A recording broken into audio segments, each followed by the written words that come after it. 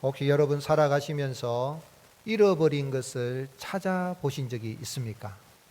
그럴 때의 그 기쁨, 느낌이 어땠습니까? 너무 좋죠. 야, 이거 내가 이걸 모르고 1년 만에 찾는 경우도 있고요.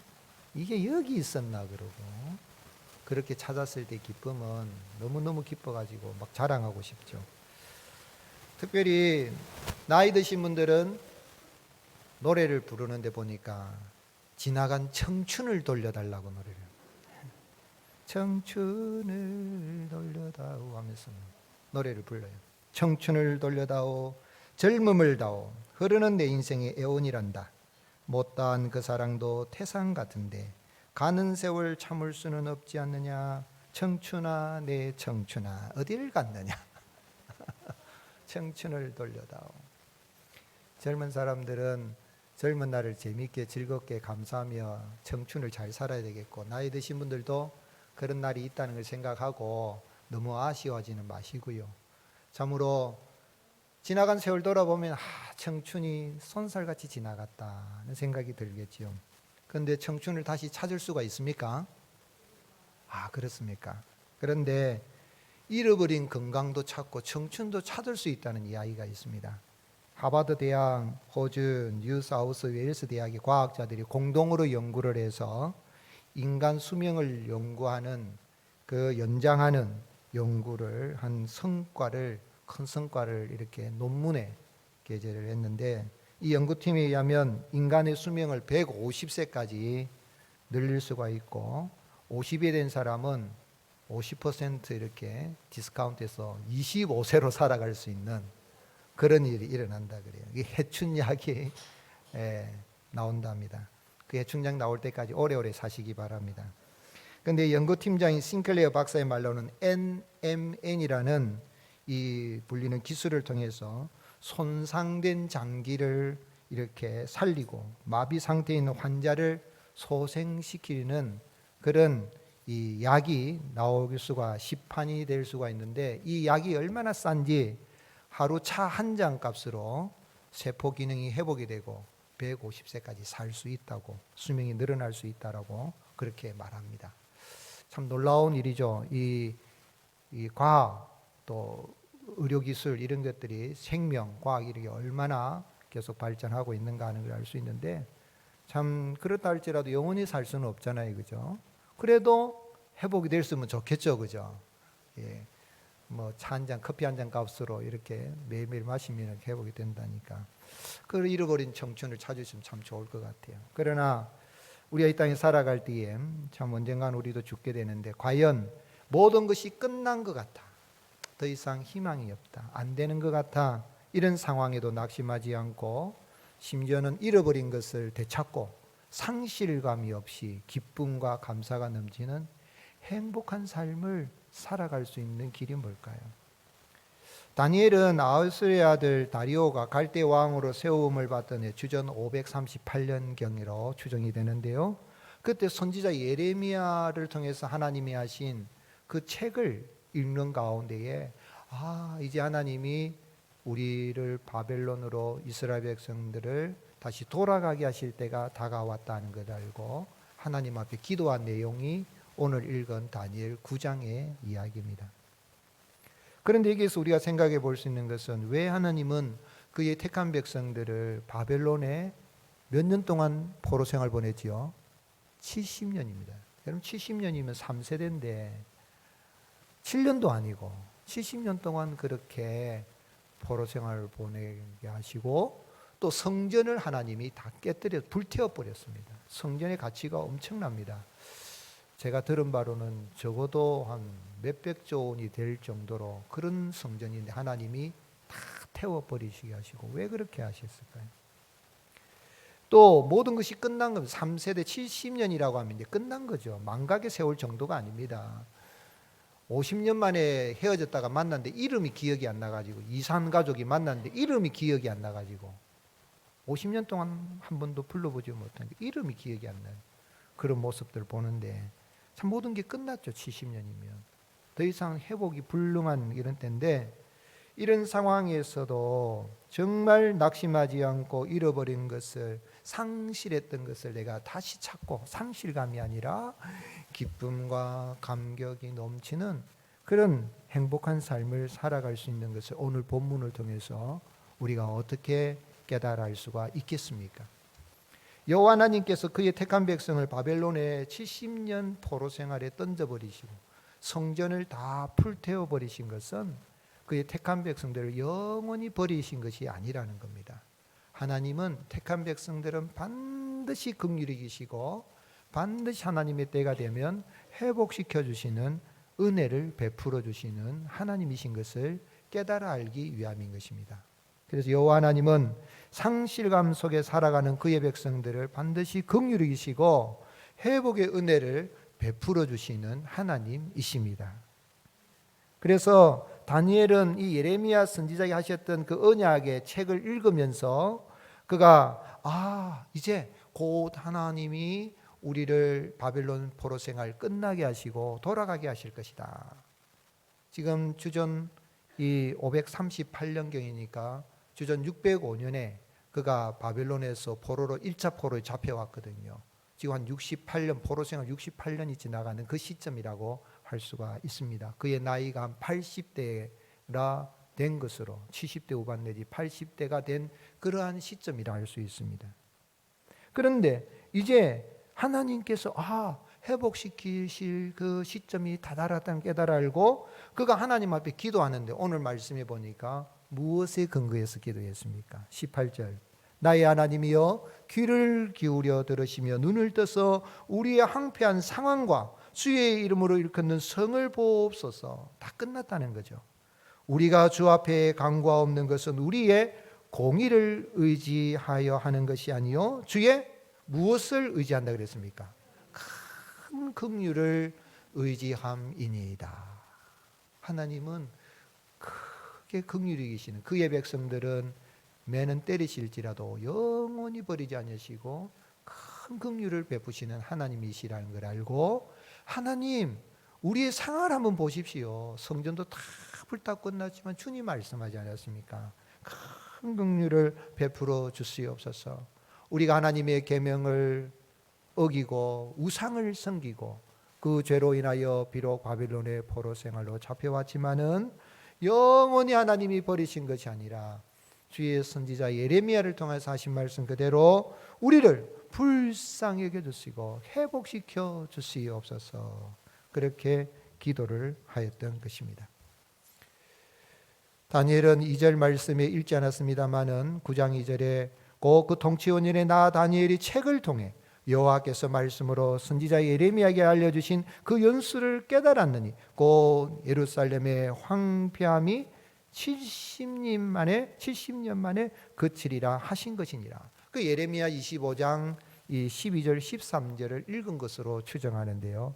여호와의 말씀이니라 70년이 끝나면 내가 바벨론의 왕과 그의 나라와 갈대아인의 땅을 그 죄악으로 말미암아 벌하여 영원히 폐허가 되게 하되 내가 그 땅을 향하여 선언한 바 곧 예레미야가 모든 민족을 향하여 예언하고 이 책에 기록한 나의 모든 말을 그 땅에 임하게 하리라. 무슨 이야기냐면 바벨론은 그 죄악을 인하여서 하나님이 바벨론을 벌을 내리시고 황폐하게 만드시고 즉 바벨론이 망하게 하시고 동시에 이스라엘 백성들은 고국으로 이스라엘 땅으로 돌아오게 하실 것이다 라는 그 말씀을 이 다니엘이 읽고 하나님 앞에 기도를 한 거죠. 70년이라는 예언은 역사적으로 정확하게 성취가 되었습니다. 두 가지로 생각해 볼 수 있는데요. 주전 605년에 1차 포로로 다니엘이 잡혀갔습니다. 그리고 나서 이 책을 읽고 다니엘이 기도할 때는 주전 538년이라 그러는데 2년 뒤에 1차 포로 귀환 536년에 이루어집니다. 즉 정확하게 70년 만에 1차 이 포로 귀환이 한 5만여 명의 사람들이 이스라엘로 돌아가게 되죠. 그런데 그들이 돌아가서 바로 성전을 재건하면 되는데 20년 동안 성전을 짓지 않습니다. 제3차 포로로 잡혀갈 때 586년, 주전 586년 포로로 잡혀가면 성전이 불탔죠. 그리고 나서 70년, 1차 포로로 돌아온 사람들이 20년 동안 자기 집을 바쁘게 짓기 바쁘니까 학계 선지자를 통하여 너희가 어찌하여서 하나님의 성전을 등한히하고 자기 집을 짓기 바쁘느냐 하면서 은도 내 것이요 금도 내 것이라 하신 하나님이 채워주시니까 성전을 지어라 그래서 포로 생활에 돌아와서 20년 만에 성전을 재건합니다. 그때가 주전 516년, 정확하게 성전이 불타고 나서 70년 만에 성전이 재건됩니다. 두 가지 관점에서 1차 포로로 돌아올 때에 성전이 재건될 때 70년 만에 다 이스라엘 백성들이 돌아오고 성전이 재건되는 일이 이루어졌고, 하나님께서는 역사 속에 그런 모든 것을 이루어 가시는 것을 우리가 깨달게 합니다. 뿐만 아니라 여호와 하나님은 다니엘의 기도를 들으시고 장래에 일어날 일들, 이 70년 포로 생활 끝날 뿐만 아니라 이 70년은 완전수에 7 곱하기 10 완전수인데, 하나님께서 그의 택한 백성들을, 상실감 속에 살아가는 그의 택한 백성들을 때가 되면 다 불쌍히 여기시고 긍휼히 여기시고 그들을 구원하여서 하나님과의 관계가 회복이 되고 영원한 구원을 얻게 될 70일의 비밀을 다니엘에게 말씀해 주셨어요. 9장 24절 읽지 않았습니다만은 넘어가서 9장 24절에 보면 내 백성과 내 거룩한 성을 위하여 이른 이래를 기한으로 정하였나니 허물이 그치며 죄가 끝나며 죄악이 용서되며 영원한 의가 드러나며 환상과 예언이 응하며 함께 읽으시겠습니다. 또 지극히 거룩한 이가 기름 부음을 받으리라. 아멘. 70일에 70일에라는 비밀까지도 하나님이 가르쳐 주죠. 70일에는 뭐죠? 70 곱하기 7입니다. 그럼 70 곱하기 7이면 얼마지요? 490입니다. 그럼 하나님이 490일 뒤에 한단 말인가? 490달 뒤에 한단 말인가? 490년 뒤에 하는 말인가 할 때 신학자들은 이렇게 다 해석을 하는 것은, 그것은 490년으로 봅니다. 즉 하나님께서 490년의 그 기간이 지나고 나면 하나님이 지극히 큰 자에게, 지극히 큰 이에게 기름 부음을 허락하여 주셔서 이제 하나님의 택한 백성들의 허물을 용서하시고 죄악을 없이 하신다. 죄악이 용서되면 죄가 끝나고 영원한 의가 이루어진다. 그래서 영원한 의를 덧입을 것이다. 그렇게 이야기했습니다. 그럼 여기 지극히 거룩한 이가 누구시겠습니까? 예수 그리스도십니다. 그리스도 메시아가 오게 되면 그 메시아가 죄악을 용서해 주는 정도가 아니라 죄를 없이 하시고 마귀를 멸하시고 예수 그리스도를 믿는 사람들이 영원한 의, 하나님의 영원한 의를 입혀주시고 구약에서 보았던 예언과 환상들을 다 성취하는 그러한 일들이 일어날 것이라는 70일의 그 비밀을 가르쳐 주신 것입니다. 그로 인하여서 이 땅에 바로 그 다니엘에게 말씀하셨던 택한 백성을 긍휼히 여기시고 회복의 은혜를 베풀어 주시는 좋으신 하나님이 사람의 몸을 입고 메시아로 그리스도로 오신 날이 언제입니까? 성탄절인 거예요. 그래서 지극히 거룩하시니 그리스도 예수님을 이 땅에 보내셨는데, 하나님은 천사를 통하여서 그 예수님이 오셔서 하실 일이 뭔가 하는 것을 이렇게 말씀해 주셨죠.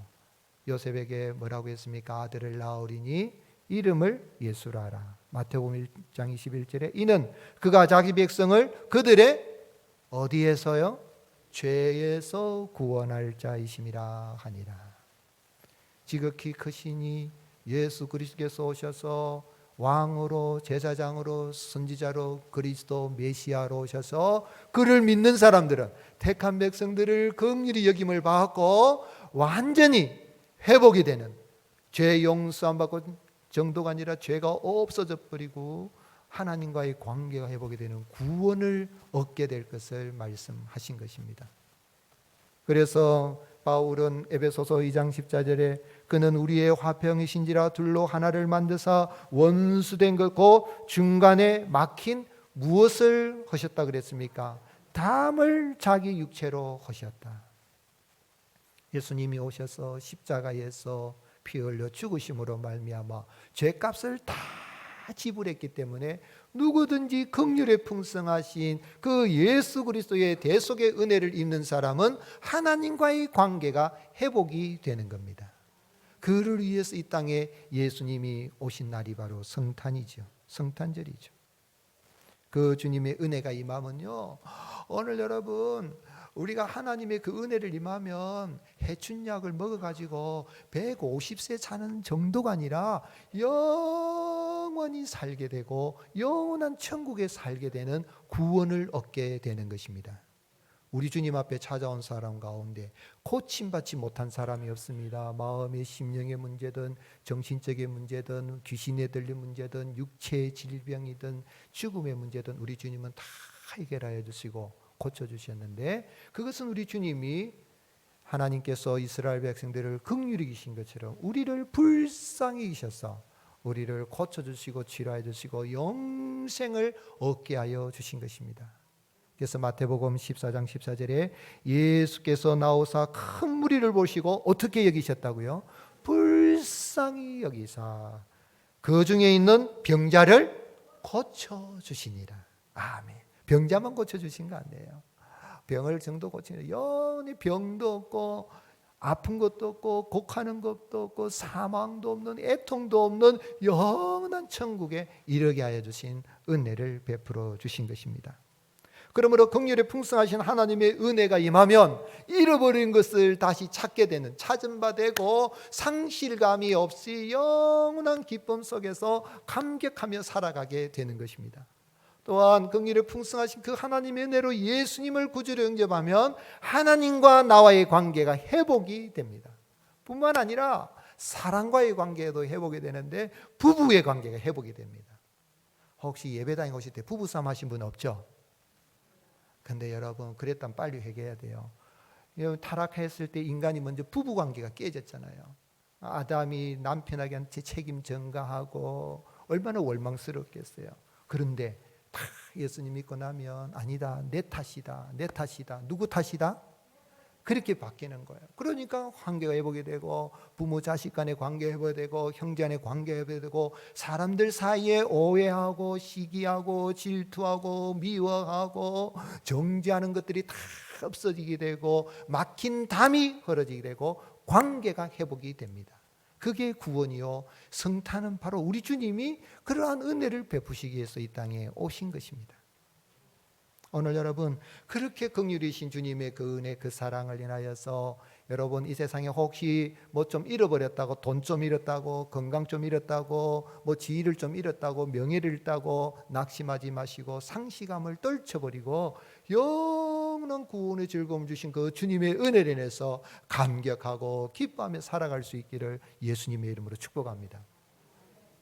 어느 며느리가요, 시집을 갔어요. 젊은 며느리가 아주 나이 어린 시집을 가서 이제 시어머니께 이제 시부모님께 이제 절을 한다고 다 하는데, 옛날 큰절하면 얼마나 힘듭니까? 옆에서 잡아줘야 되잖아요. 그런데 힘을 너무 줘가지고 그만 방귀가 뻥 하고 방귀 났어요. 그래서 시어머니가 이 부끄러워 가지고 왔는데, 이 시어머니가 뭐라고 말씀하시냐면, 아이고 우리 새며느리 복도 많다. 나도 시집 올 때 방귀 뀌었단다. 그러니까 아이고 이 며느리가 아유, 그런데 이 며느리가 주책이지. 신이 나서 뭐라, 아유 그래요 어머니, 사실은 방귀 뀌면 복이 있는 거예요. 근데 아까 제가 실은 가마에서 내릴 때도 방귀 꼈어요. 그랬더니 시어머니가 그러면 야단칠 수 있잖아요. 그런데 아이고야, 복이 겹쳐서 오는구나. 그랬더니 더 신이 나서 이 며느라기가 하는 말이, 그런데 사실은 진정해서 가마 올라탈 때도 힘주다가 방귀를 꼈어요. 그러니까 이 시어머니가 아이고 복이 삼겹줄이다. 참 좋은 시어머니. 우리 딸들도 시집가서 이런 시어머니 만나면 좋겠어요. 그런데 이런 시어머니보다도 저 좋으신, 우리의 허물도 많고 죄도 많은 우리 인생을 불쌍히 여기시고 우리의 어떤 여러 가지 상실감에 살아온 이를 회복시켜 주시고 구원해 주신 분이 우리 하나님이십니다. 그 하나님 은혜를 빌면요, 우리는 너무너무 돈 좀 잃었다고 뭐 건강이 그것 때문에 낙심할 이유가 없어요. 늘 감사하고 기뻐하며 우리가 신라곤 인생이 아니라 등락온 인생으로 천국의 기쁨이 넘치는 삶을 살아가게 되는 것입니다. 여러분, 이런 은혜를 받았으면 어떻게 살아드려야 되겠습니까? 오늘 여러분, 성도는 기쁨으로 기도하며 기다리면 기적 같은 일을 경험하는 사람입니다. 오늘 사랑하는 성도 여러분, 이런 은혜인데도 여전히 우리는 세상에 살고 있으니까 때로는 힘들 수 있어요. 그럴지라도 기도하는 게 기쁨이 되시기를 바랍니다. 기쁨으로 기도하고 기다리면 기적 같은 일이 일어납니다. 아멘이십니까? 하나님은 기도하는 사람을 통해 하나님의 뜻을 이루어 가시는데, 다니엘은 이 성경 에레미야서를 읽는 중에 하나님의 때를 깨달아 알고 하나님 앞에 금식하며 기도하기를 결심했어요. 3절 같이 읽겠습니다. 내가 금식하며 베옷을 입고 죄를 덮어쓰고 주 하나님께 기도하며 간구하기를 결심했어요. 금식 기도는요, 하나님, 이제 나는 누구만 바라봅니다? 하나님만 바라봅니다. 하나님, 내 소리를 들어주십시오. 내 음성을 한번 들어주십시오. 내 마음의 소원이 이렇습니다 하고 하는 게 금식 기도예요.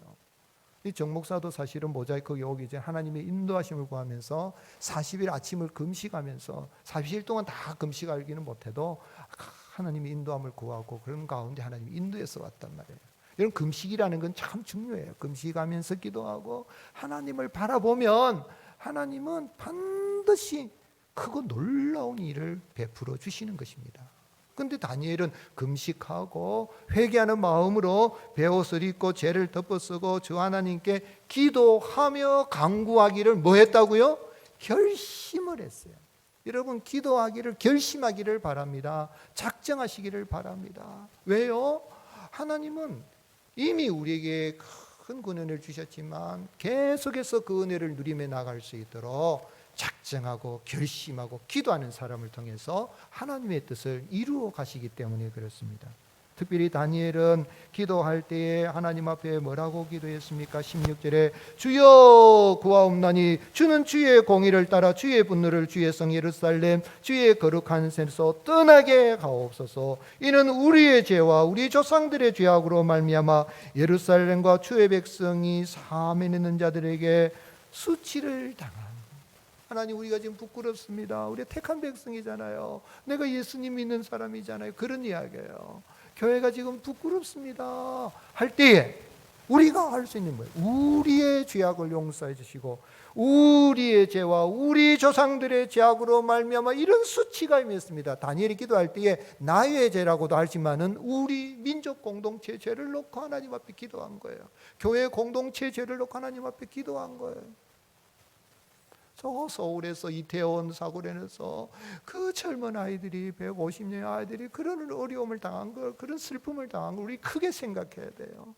하나님, 우리가 우리의 죄를 용서해 주옵소서 하고 하나님 앞에 기도해. 그게 다니엘이 그런 거예요. 하나님, 이 백성이 우리가 잘못했습니다. 우리 조상의 죄악으로 했습니다 라고 공동체성을 가지고 기도한 거예요.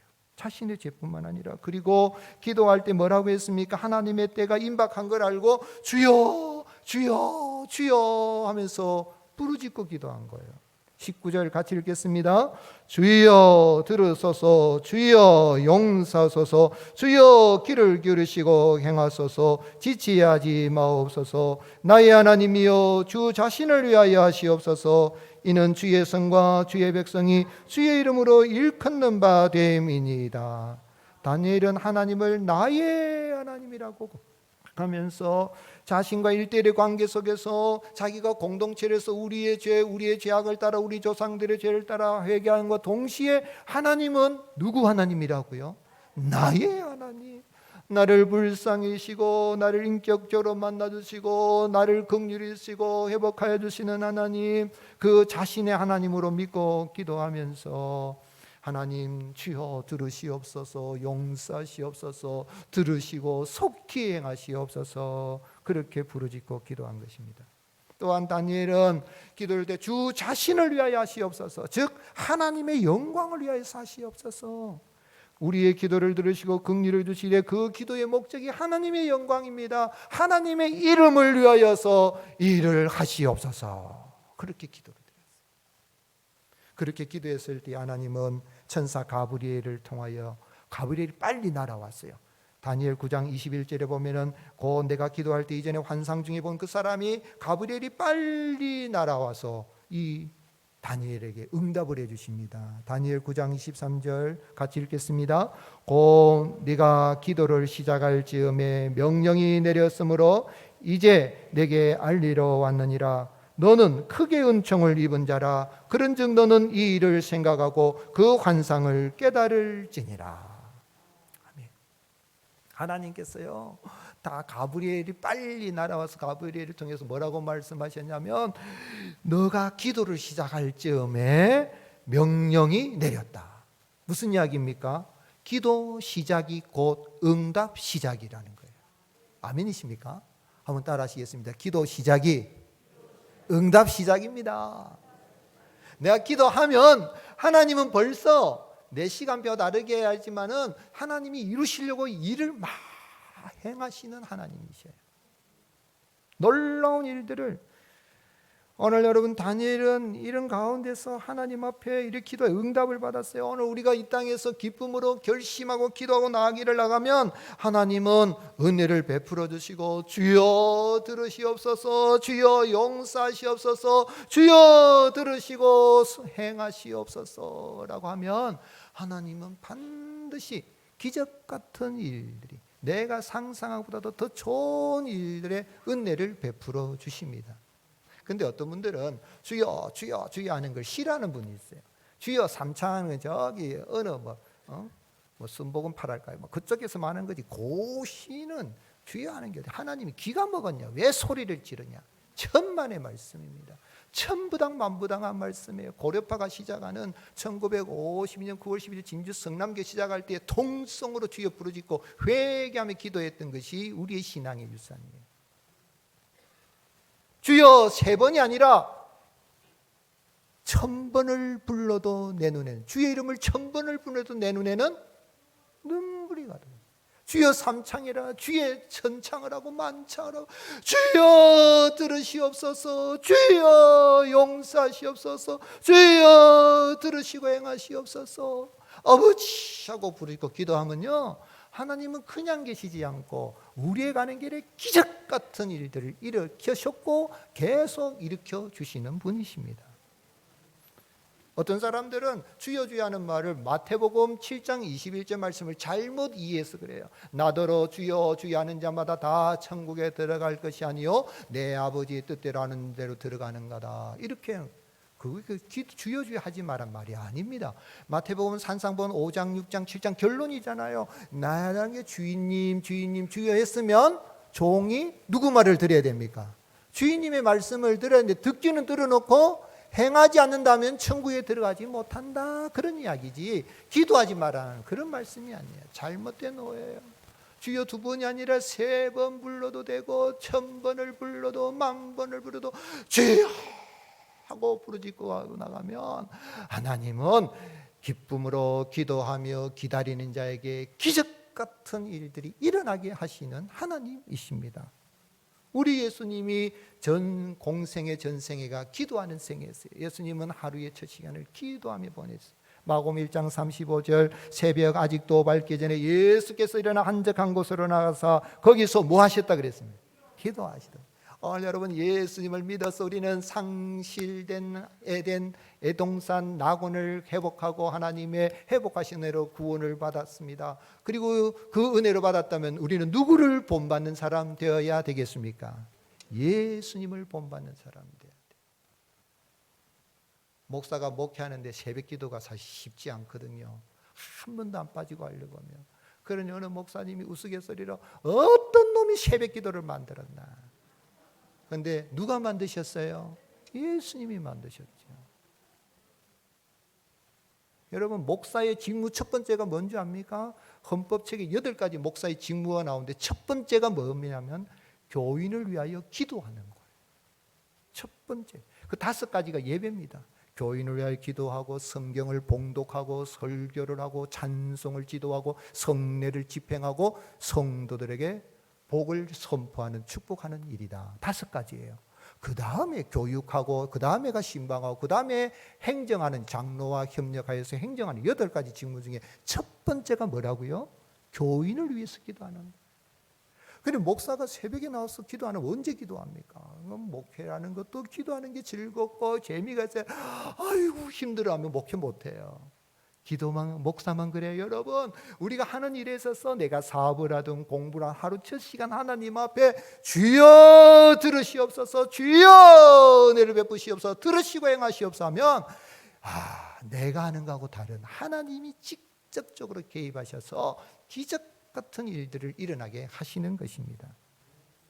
우리 예수님은 잡히시던 전날 밤에도 누가복음 22장 39절에 겟세마네 동산에 나가 기도하셨습니다. 예수께서 나가서 습관을 따라 감난산에 가시며 제자들도 따라갔더니 그곳에 이르러 그들에게 이르시되 유혹에 빠지지 않게 기도하라 하시고, 바울은 하나님의 전신갑주를 입으라, 의의 흥배를 붙여라, 진리의 띠로 뛰라, 복음으로 해변 신을 신으라, 구원의 믿음의 방패를 가져라, 구원의 투구를 써라, 성령의 금 하나님 말씀 가져라. 그런데 이것 가지고 안 된다. 여러분, 아무리 무장을 잘해도 군인이 싸우려고 하면은 어떻게 됩니까?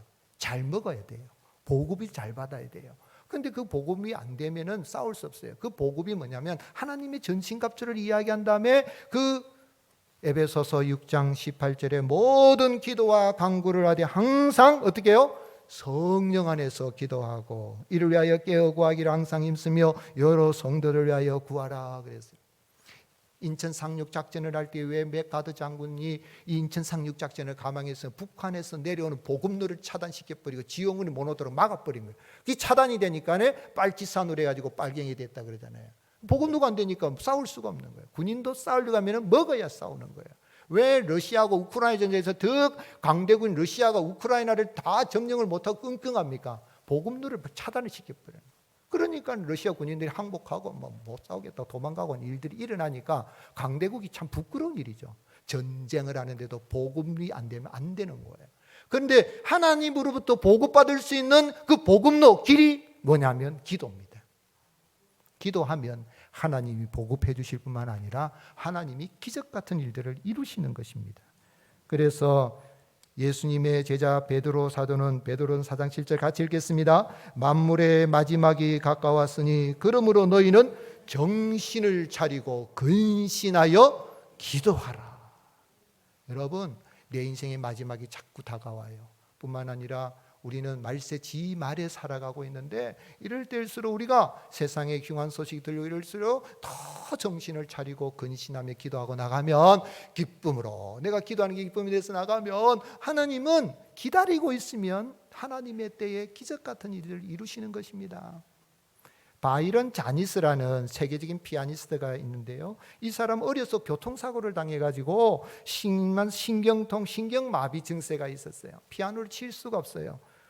한 10손가락 가운데 왼손의 중지 손가락만 움직일 수밖에 없는 그런 상황이 있었고, 새끼 손가락은 이 새끼 손가락은 완전 마비가 되어서 움직이지도 않고 오른쪽 손목은 30%만 움직이는. 우리가 이 새끼 손가락이 잘해야 되거든. 피아노를 치면 옥타브로 완주하려면 이게 새끼 손가락이 참 중요하거든요. 그런데 이게 안 되면 피아노 칠 수가 없단 말이에요. 그렇죠, 하경자매. 저는 피아노를 잘 못 치지만 이게 중요한, 이게 안 돼. 손목도 안 돼. 그런데 세계적인 피아니스트가 되었을 때 사람 인터뷰를 하는데 그가 뭐라고 이야기했냐면, 여러 의사가 나를 위해서 수고도 했고 침도 많이 맞았습니다. 그러나 기적은 기도로만 가능했습니다. 간절히 기도할 때 하나님이 나에게 용기를 주셨습니다. 뭐를 주셨다고요? 용기를 주신 거예요.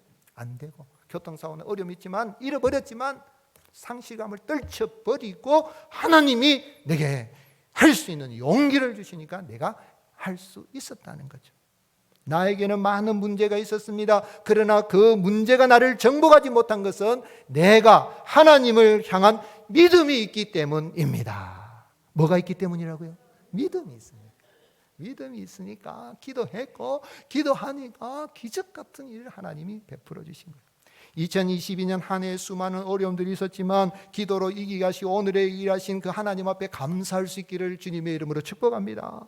다가온 2023년 새해도 우리 모자이크 교회에 더욱 기도하는 공동체가 되고 이 아름다운 예배당에 기도 소리가 꽉 차고 새벽부터 저녁까지 이렇게 기도할 소리가. 우리 성도님들에게 문자로 이 출입할 수 있는 1층 출입문 비번을 다 가르쳐 드렸잖아요. 왜 그래요? 밤에 참 잠 못 이루고 몸이 아프고 하면 어디를 찾아와야 돼요? 예배당에 가서 기도해야 되겠다. 내 집은 만민의 뭐 하는 집이라고요? 기도하는 집이라. 얼마나 좋습니까? 추우면 히터 틀고 더우면 에어컨 틀고 얼마나 잘 좋습니까? 와서 기도하면 하나님은 내가 기쁨으로 기도하면 기다리고 있으면 내가 하는 게 아니라 하나님이 그 일들을 이루시고 은혜를 베풀어 주실 것입니다. 지난 날들에 베푸신 은혜를 헤아려 감사하고 더욱더 기쁨으로 기도하여 하나님의 은혜를 받고 기적 같은 경험을 인해서 감사가 넘치는 복된 성탄의 계절이 될 수 있기를 예수님의 이름으로 축복합니다.